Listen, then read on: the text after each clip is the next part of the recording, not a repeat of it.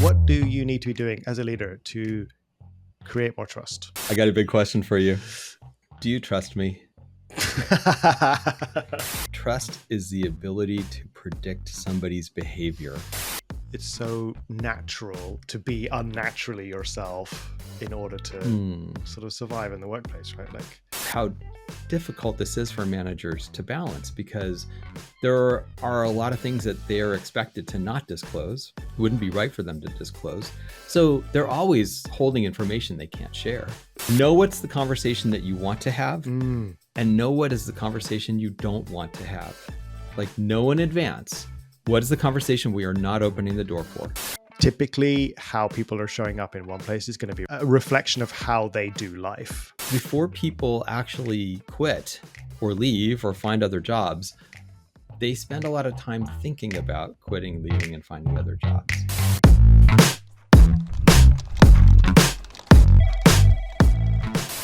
Andrew. Chuck. I got a big question for you. Hit me, friend. Do you trust me?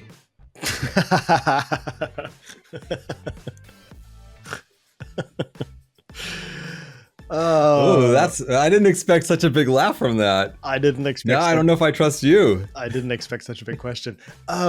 Do I trust you? Of course I trust you, my friend. Of course I trust you. Absolutely. Yeah. Why? Why do you trust me? Why would you? Why would anyone trust me? Well, I don't know, man. Okay. Yeah, it's good. Okay, so it made me laugh because it was unexpected. I think probably because I've known you for so long, it's almost like a preposterous idea that I wouldn't trust you, hence the laugh. But okay, seriously, yeah, why do I trust you? Well, I've known you for a very long time.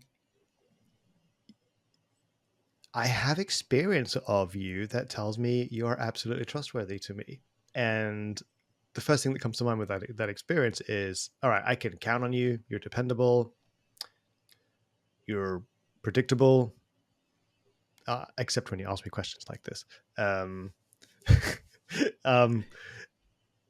Yeah. Okay. Let me start with that. I can count on you, and you're predictable. Those are my first. I think, of course, there's way more here. But those are my first thoughts.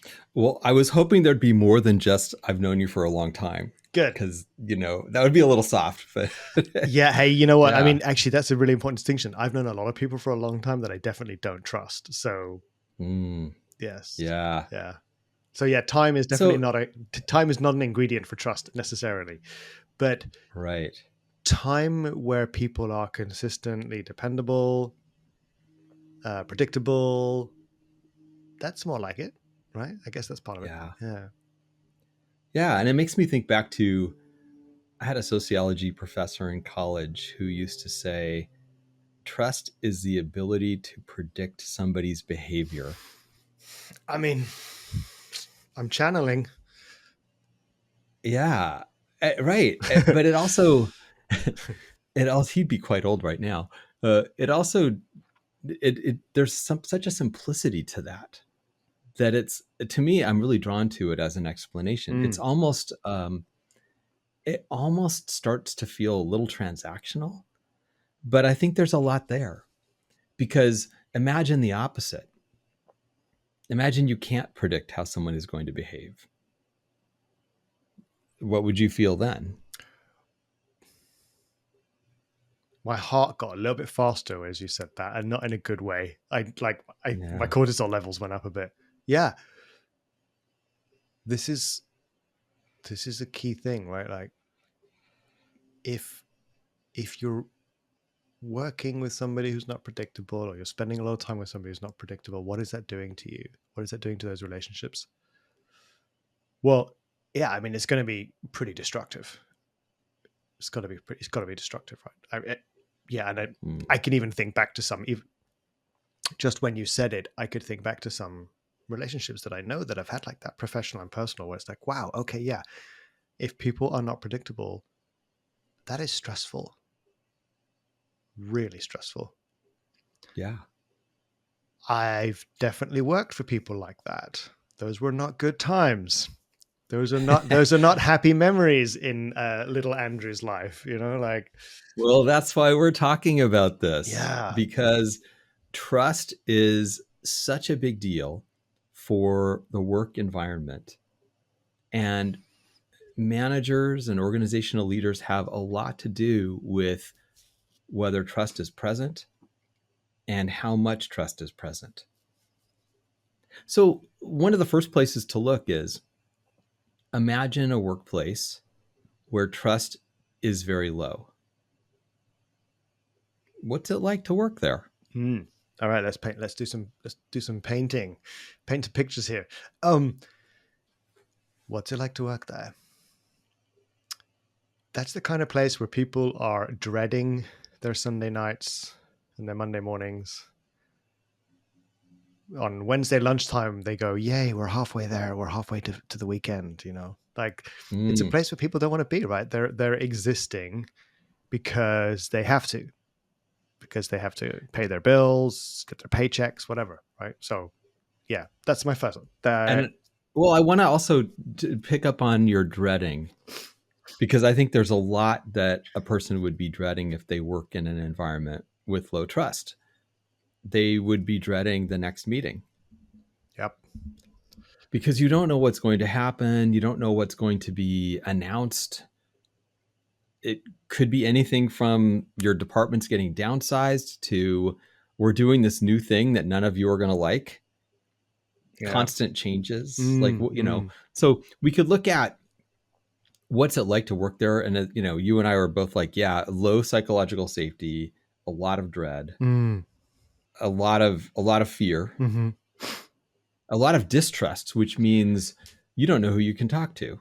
Yeah, I was going to say, like, a lot of reticence about contributing or sharing ideas, information, whatever, because maybe I get smacked down. Maybe somebody takes credit for my work or for my ideas.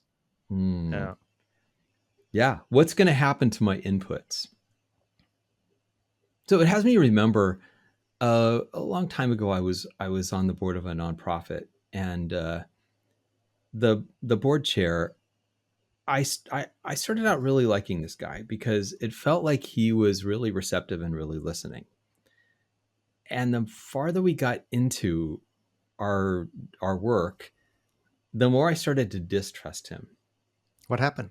Because, well, what I was realizing was he was using a lot of techniques that look like trust building techniques, but actually are not. They're actually control techniques. Ooh, creepy. So I'll give you an example. Yeah. Yeah.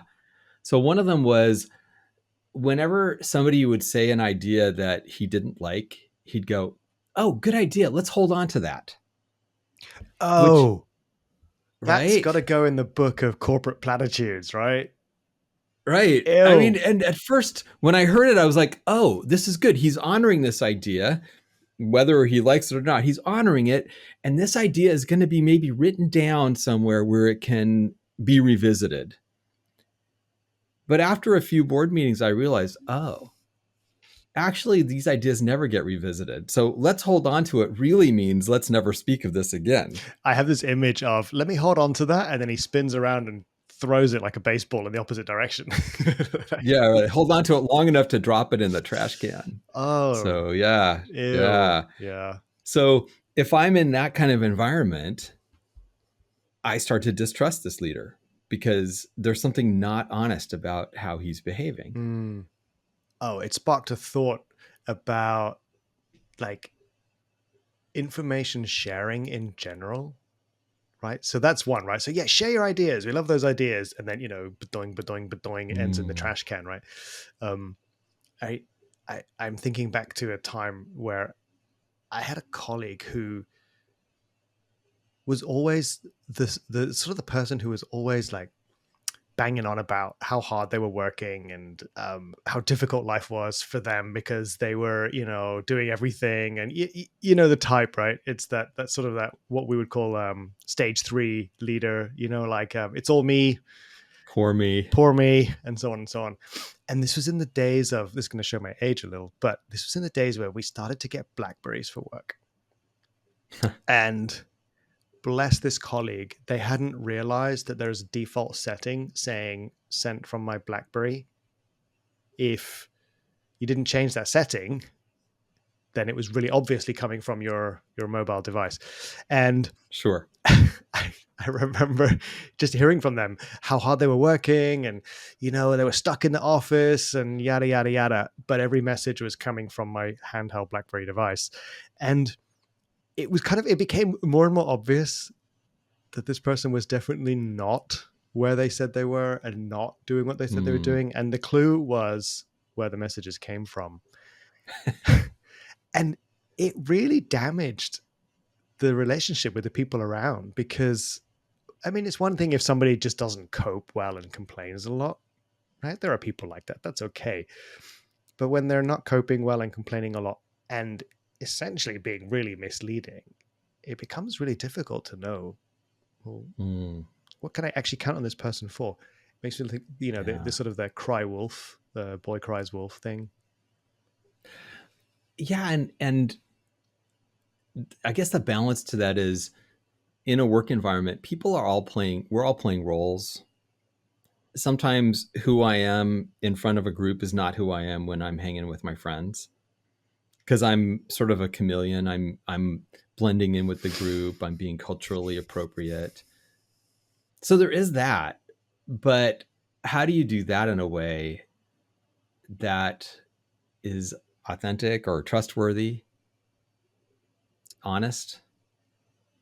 When you said that just now, I felt a bit sad, because it's like, it's so normalized. I was really like, oh man, yeah, that is kind of normal. It is so, what's the word I'm looking for? It's so common. It's so natural to be unnaturally yourself in order to sort of survive in the workplace, right? Like, well, but am I being fake, or am I just leveraging a different part of myself that's blending into the environment? Well, it could be that, but then it begs the question, why? Right? Why would you have to blend or be different or leverage by bringing bits of you that are maybe not more so natural? Why would you chameleonize yourself? There you go. I made up a new word. Chameleonize. Yeah. But yeah, why? Like, I think it's, on the one side, if you have range, you can stretch yourself. You can bring a bit more of you here, a bit less of you here. I think that's fine. But if you're adapting to survive, then it would imply that trust is probably very low. So I think low trust equals low authenticity, or high vulnerability, but not the good kind, the toxic kind.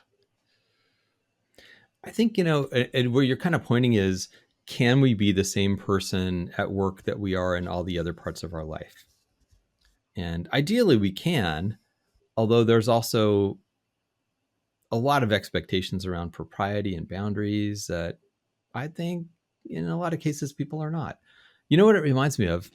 We would do this exercise with our coaching clients where we would cultivate a list of values. And this is like, your values list. So it's a way of sort of getting to know yourself and your drivers, your best drivers in contrast to your worst drivers. And we would usually say that your values are your best drivers. And a lot of times clients will say, well, okay, these are my work values and these are my non-work values. Like, they would actually see themselves as, what I value here is different from what I value there. I don't know. Is that not authentic? It's very philosophical. I'm quite happy using very colorful language as part of my personality. It would be inappropriate to do that in a work setting. I'm totally fine with that. I think that's like, I have maybe just a basic understanding of manners about how to be around other people. So I think that would be an example of me being authentically myself in my private life versus my work life. It's appropriate, right? I suppose the twist here is, when am I doing it by choice for appropriateness, and when am I doing it because this is the only way for me to get ahead or survive? If I've got a boss who's creating or nurturing a culture that is toxic or unsafe, then I'm going to adapt to survive. I think the distinction lies somewhere in there. Yeah. If I'm doing it to survive rather than because I'm doing it because I understand social norms or something like that. You know what's interesting is, so the conversation we're setting out to have is about trust, and already we're talking about authenticity. Like how big a deal authenticity is in this picture of trust. Mm. I want to also make sure we don't skip over some of the aspects that we know are part of trust in leadership and trust in a workplace, because these are the topics that come to us all the time in our work. So one of the concepts that I think is important to look at is the complexity of trust in a work environment. And in particular, you would take the role of a middle manager or even an organizational leader of any kind, and they have a bunch of different interests they have to balance Mm. that could undermine whether the employees trust them or even their coworkers trust them. So, like the example of the manager has to share information with their employees, but perhaps their leadership wants them to hold on to it for now because some announcement's coming or something like that, right? There's that sort of balancing between these two polarities. Yeah. You're balancing these roles. And so part of what the employee doesn't know is whose side you're on. Hmm. If you're my boss, how do I know you're on my side? You go and have all these meetings. I don't get to be in those meetings. I don't really know what you're saying about me. And then you come back from those meetings with these terrible decisions that you have to implement. And I don't know if you push back against those decisions. Right. I don't know if you've been advocating for me or not. How would I know? Hmm. And you could tell me you're advocating for me, but I don't know really if you are or how well you are. So it's complicated. And I don't want to lose sight of how difficult this is for managers to balance, because there are a lot of things that they're expected to not disclose. It wouldn't be right for them to disclose. So they're always holding information they can't share. That's part of their job. I think this sort of flags the or draws our attention to the idea of, like, again, consistency, right? Like Mm-hmm. getting the right balance of, I'm going to be transparent with you about the things I can be. There's going to be things I can't be transparent with you about, and like showing with action over time that I am able to follow through with these things. I can update you when I do have information I can share. I will do that. You know, it's just sort of like, okay, you can't tell me right now, but I want to see how you behave with this. I want to see what you do with Mm-hmm. this. You know, so I think, again, I can't share this with you, but there are things that you will see over time that will give you confidence, right? My behavior, my actions, my follow through.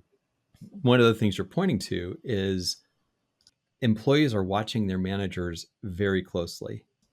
Right. They're constantly watching, like, what does this incident tell me about this person? How can this experience prepare me for the next thing my manager is going to do? So there's a lot of Mm.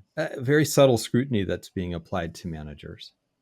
I think it's also the respondability, if I can say it like that. Like, stuff happens fast, things change quickly, decisions get skipped, overturned, whatever. How does the manager respond to that? How do they then communicate that to people? Mm-hmm. And Right. are they showing empathy and concern for the impact of these kinds of things on their people?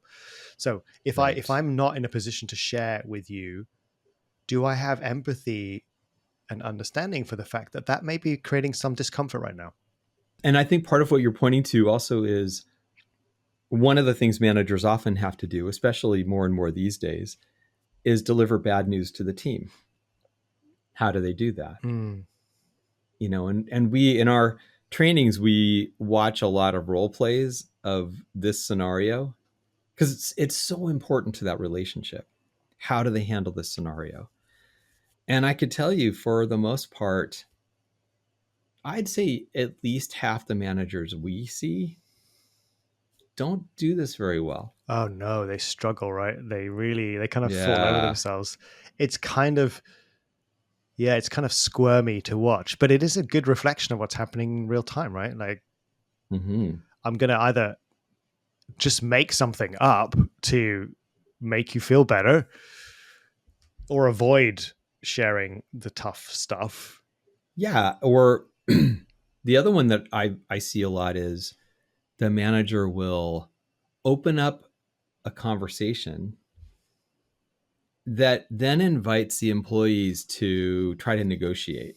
Hmm. So, for example, if the decision on the part of the executive team is the timeline for producing this product has just been cut in half, so you have to give us this result in half the time. People are losing their minds. They feel under a lot of pressure. They're very afraid. And if the manager says, so I want to just check in and see, how does everybody feel about this?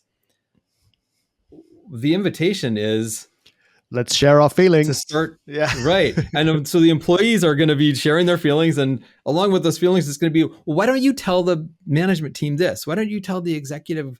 Why don't you tell them that? And why don't you explain this? And in a sense, what they're doing is they're putting the manager into the role of middleman to negotiate, to go back to the board or back to the executive team and negotiate this decision, which they can't do. They're not going to be able to do. And it would be so awkward to try once a decision's been made.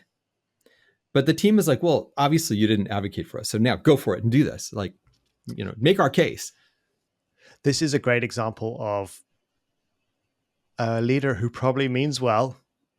They want to show that they have empathy and concern for the situation, but they've, like, hands down asked the wrong question. Right. This is an example of an area in which a leader would definitely need to be more directive. Mm-hmm. This is not great news. I can imagine this is very upsetting for you. If there's anything you need to say, we can talk about it now. Unfortunately, the decision is what the decision is, so that won't be being changed, or something to that effect, right? So it's giving people a chance to say what's on their mind, vent if they need to, but there is a sort of a need from the manager to have a clear, I suppose, give people a guide or a boundary, like what is and isn't on the table here. Because you're right, we see this, either we have the leaders who deliver news and just don't care at all and don't show any empathy or concern. And then you have the leaders who go too far the other way, like the example you just shared. They show so much empathy and concern that they inadvertently open up a doorway that Yes. can't be closed. Yes. And if they open that doorway and invite a conversation that they then are powerless to do anything about, that undermines trust. So the point that I think is important here is actually setting the boundary, holding the boundary will increase the trust. The way that you said it was perfect, I thought. Like, it's not going to change. Thank you. Decision is made, right? Right. And I know this is going to have impact on you. So let's talk about that. Well, how do you want to manage that impact, right? It makes me think about some feedback I got in the very early days of my coach training from one of our colleagues who was mentoring me at the time. And in a classroom, I don't remember exactly what it was, but I said something at one point and I was like, shall we have a break or shall we just power through? And of course, what happened, right? Half the group said, let's have a break. And the other half went, let's just power through. And I remember him taking me aside later. He's like, don't ever ask a question that you're not willing to follow through on. Yes. And don't invite people to vote if you can't do anything with the outcome. Then he's like, this is a great example of you absolutely boxed yourself in because you asked a group of people to vote and you can't satisfy both sides. You have to decide sometimes what needs to happen. Folks, we're going to take a quick break. You just decide. Or you're going to say, folks, we're nearly there. We're going to power through, okay? Like either way, but sometimes you just have to be directive. So I think there's two guides there, right? One is don't ask a question if you can't follow through on the outcome. And the other one is don't ask a question you don't want the answer to. Yeah. Well, and one of the ways we talk about this in our trainings is plan in advance for how you want this meeting to go. What's the outcome you want to make sure you achieve? And then uh, know what's the conversation that you want to have, and know what is the conversation you don't want to have. Like, know in advance what is the conversation we are not opening the door for. That's going to really help, especially in these uncomfortable situations. Yep. So yeah, definitely. It's sort of like a dog who wants to go for a walk. Once you say the break word, any participant in the training is probably going to vote for the break. So yeah, Yep. absolutely. Yep. One of the dilemmas we hear a lot is some version of, okay, I know you're telling me I need to be in good relationship with my team members. I should be empathetic toward them. I should show that I care about them. But if it starts to feel too much like a friendship, they're going to take advantage of me. And we hear this a lot. So I'm wondering what you would say about that fear. I think it's a totally legitimate fear that, and I think, as you said, it shows up a lot in our conversations with people. What do I make of this? This is one of those things where I think it's an outcome of people not being clear. It's an outcome of perhaps not being consistent in a particular approach to leading, right? So I would say this is probably coming from the kinds of leaders who are naturally at ease with other people. They value friendships and connection, but they're probably not very good at boundaries. And I would say that, like, there's nothing wrong with being good to people or feeling, connected to people. But I would say the place I would point anybody in that situation is to look at the boundaries they have. There are going to be things that you're probably not meant to be sharing, or you might want to be looking at the moments you're being transparent or not transparent.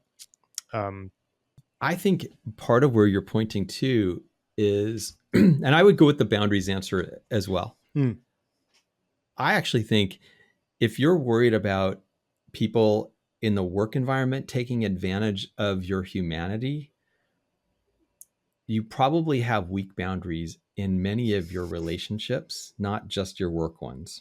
Like if your fear is, oh, my employee is going to treat me like a doormat, just like my spouse and my children and my parents, then it's not really about the employee. It's about your boundaries. Yeah. Newsflash. Everywhere you go, there you are. Yeah, right. Everywhere you go, there are your sucky boundaries, right? Everywhere you go, there are your problems. Yeah, no, it's so true. I think typically how people are showing up in one place is going to be a reflection of how they do life. Of course, there's going to be some exceptions to that, but you're right. I think that would be the place to look. So, if you feel you're going to be taken advantage of, I think you have a lot of places to be looking, and it's probably not going to be about the colleagues you're worried who are taking advantage of you. As you just said, it's going to be deeper than that. Well, and also if kindness and relationship and bonding means that you no longer hold people accountable, then that's an issue too. So I don't think it's compassionate to let people fail and not say anything, to let people drop the ball and say nothing. I don't think that does anybody any favors. So if this fear that people have of, like, this employee is going to take advantage of me, they're going to underperform and get away with it because we're close, we're buddies, what is this employee's next boss going to experience? Yeah, this is like a call to courage, right? You're going to have to bring some courage to the table here and have a frank conversation, and as is likely to be the case in life. Yes, and it's an act of kindness. It's not about being mean. See, and I think that's the disconnect here.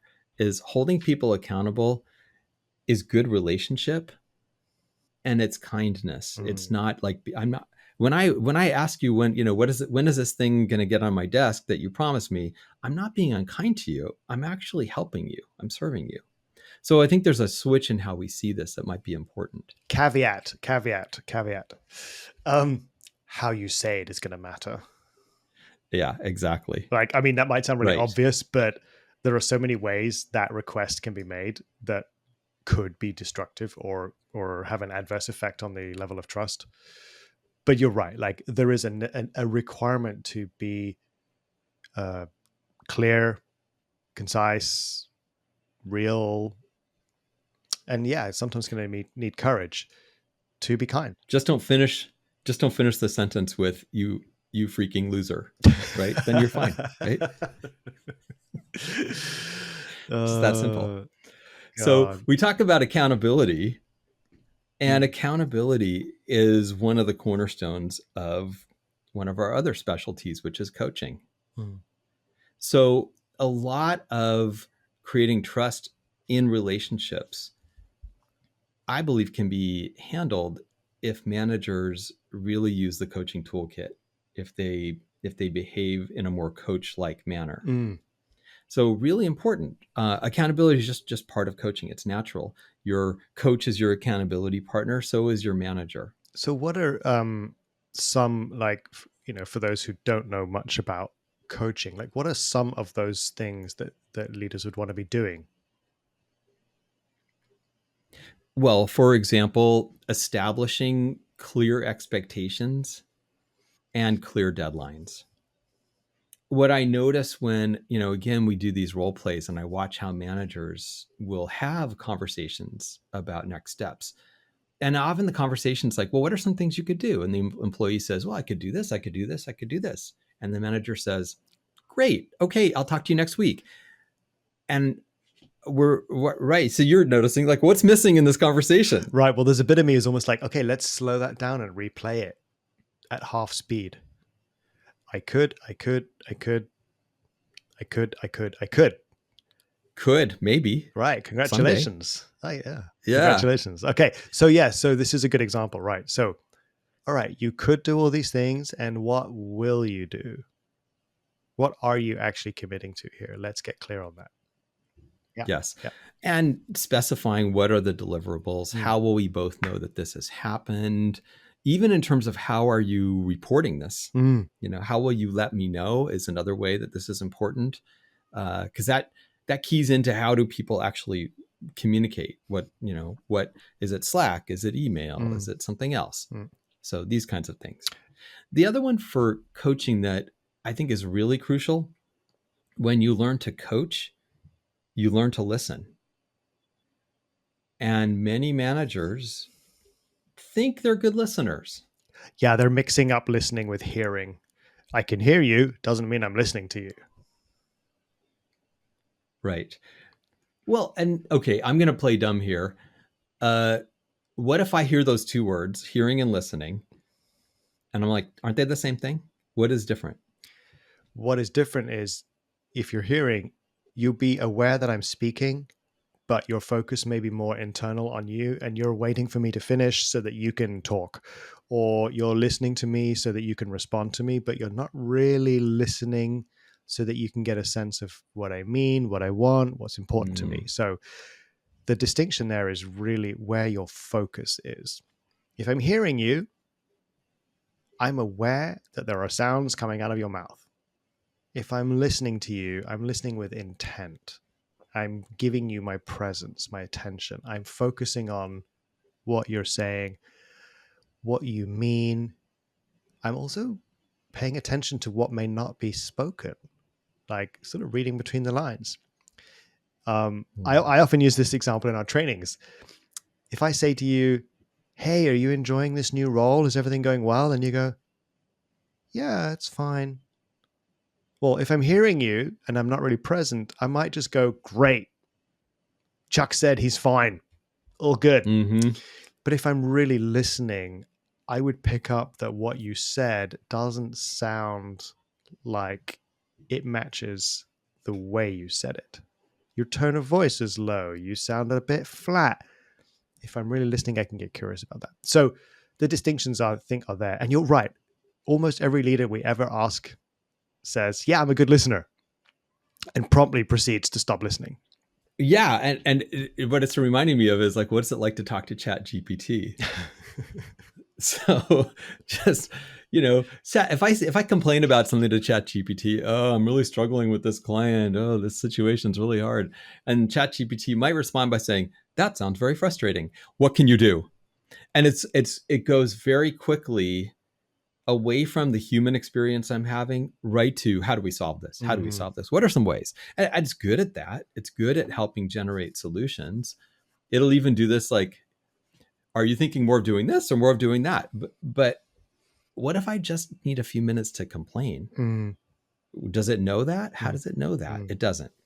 And that's where we need managers to be a little more sophisticated than ChatGPT. Right. Well, I know that you and I advocate very strongly for this in our trainings organizationally, as well as the coach trainings. It's like, invest the time and focus in listening to people, because it will reward you. Of course, it will reward them, but it will also come back to you, right? It will deepen trust. It will grow people's sense of autonomy and self. It will make them feel like you are dependable. And it usually doesn't take a lot of time. It can be seconds. It can be 5 seconds, 10 seconds. It could be a few minutes. But giving people that focus, it can have there is a long game reward to this. Yes. And you used a keyword here, which is invest. So imagine you have a company where employee engagement surveys are showing that trust is low, that psychological safety is low, which is probably an indicator that trust is low. You could do some things about this. And one of the things you could do is invest in training your managers. Many companies don't really want to make that investment because it doesn't appear profitable on its face. It looks expensive, and it can be. But if you don't do it, what are you left with? Yep. Well, we see it over and over, right? So you're left with a disengaged workforce. You have a workforce that doesn't really want to make an effort or show up. It's going to do the bare minimum to get paid. Yeah. Also, you lose institutional knowledge and wisdom when people leave. And I know you and I are, we like to point people towards this because, as you said, it's not always immediately obvious what the return on investment is when you're paying to develop people's human-to-human leadership. It's always important to come back to the idea of, what does it cost you to replace somebody? And just the pure cost of hiring a leader is one thing, but there's also the loss of knowledge, the loss of relationship, the loss of trust, the cycle of bringing in a new leader, building new relationships, building trust, getting to know each other. All of that takes time and energy and focus, which is often then taken away from productivity, output, whatever it is your company is building or making. I think there's a step in the process that is usually ignored in this conversation, which is the step where you have a lot of employees sending out their resumes. So, in other words, before people actually quit or leave or find other jobs, they spend a lot of time thinking about quitting, leaving, and finding other jobs. They're having all these conversations with recruiters, and they're beefing up their resume, and they're doom scrolling on LinkedIn, and they're spending a lot of time that they might otherwise be spending on their work, looking at the possibility of leaving. And we know companies like this, and where trust is low, and you have up to half or more of the employees are sending out resumes. There's stuff going on there. Yes. Worth investing to help increase the trust so less of that happens, because that's expensive. You want to talk about expensive? Having a bunch of employees who are looking at moving on, that's expensive. Well, as my buddy says, invest now or pay later. Invest now or pay later. That's the whole thing, right? So what are some... Yeah, absolutely. So if we were going to like give some bullet point takeaways to people here around this whole theme of trust, now that we've established that I trust you, by the way, do you trust me, Chuck? Usually. Oh, cool. Okay, I'll take it.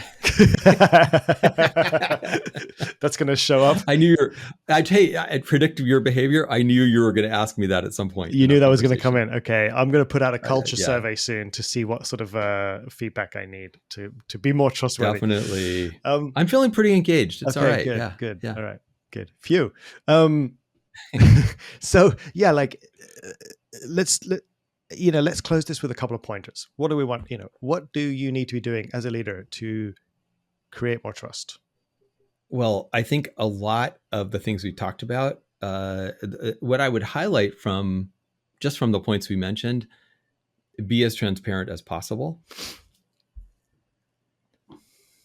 Showing empathy and balancing that with accountability really helps.